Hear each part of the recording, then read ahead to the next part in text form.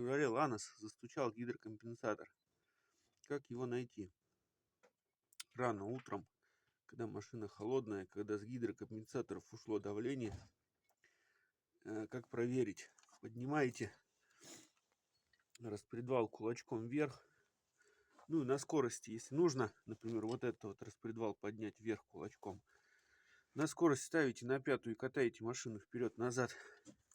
Но я уже гидрокомпенсатор поменял, но вот этот упор не опускал. Ну, вот с утра он болтался примерно вот так. Примерно вот так я вышел. У меня вот так вот болтался. То есть давления там вообще практически нет. Не то, что практически, вообще не было.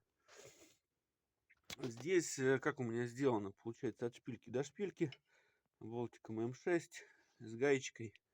Вон гайки стоят, чтобы подтягивать. А внутри стоит длинная головка на